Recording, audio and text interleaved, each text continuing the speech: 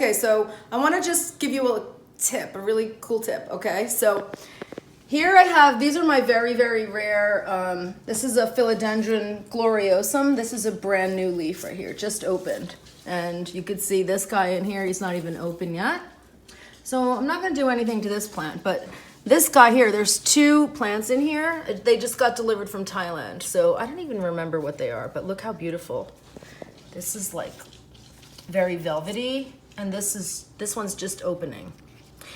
This one I think just died in the shipping. But anyway, if you see, they're 2 separate plants, and I had to throw them in because they shipped them to me bare root, wrapped in paper towels. So I shoved them in, but what's happening is I threw some wet soil in there real quick, and the soil is staying kind of wet, and I don't want them to get root rot, but I had to put them in something. So because the soil is not drying out fast enough, what I'm gonna do is show you a real quick trick, okay? Now, what I keep over here is this succulent plant, all right? This guy is, I've had him, my son gave him to me in like 2nd grade, and he's all over the place, and he just grows like crazy. It's January, and the guy is flowering. You see how pretty he is? Oh my God, he's gorgeous. I actually forget what this plant is called, but what I'm going to do is, and I've done this in other plants, but I'm gonna do it for that brand new expensive rare plant that I got, and I'm gonna snip, like, let's see. I'll take a piece from there.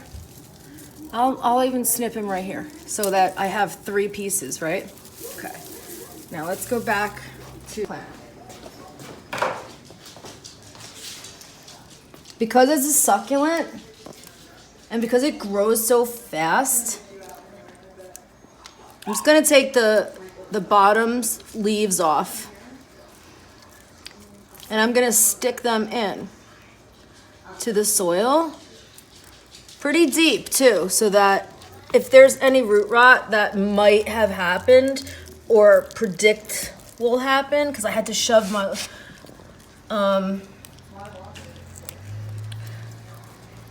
this succulent will now start to drink from the soil.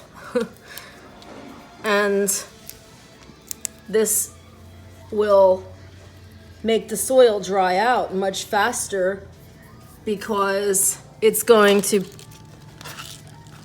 start looking for water, because that succulent is going to want to grow.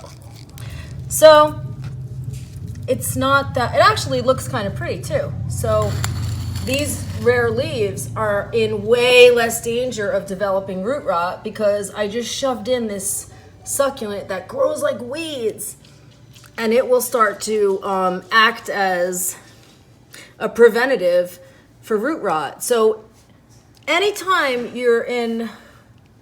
you have a plant that grows really fast that you just are like, oh my God, calm down, and you don't know what to do with, that's almost kind of like invasive in nature, just cut a few and shove them in plants that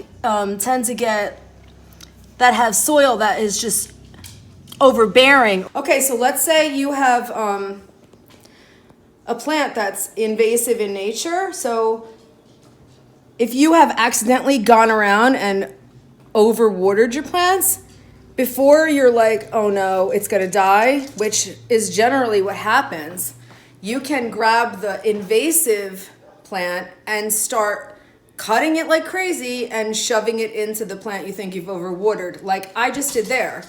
Because those are extremely rare plants that I got from Thailand that I got delivered, and they came delivered bare root, and I had to shove them in soil within 24 hours. Like there were leaf already came dead, which is fine. It's the winter and they're gonna go dormant. But I did put them in too much soil, as you can see. And I put 2 separate plants in the same pot, but I just clipped from that very fast growing succulent that my son gave me, like, he's 16 now. He gave it to me in like 2nd grade, and I have it all over the place. It flowers beautifully. Look at that flower, and it's January. And it flowers all summer long, and I do love it. It begins with a K, I think. I can't remember the name of it because I did look it up, and I keep it right up against the window, and it's pretty much invasive in my house, but I have a ton of it. And anytime I think I've overwatered something, generally it will die, but if I do think of it, if the plant's important enough to me, I will cut the succulent and shove it in, and it'll start drinking all the overwatering. And there you go. Have a great day. See you next time.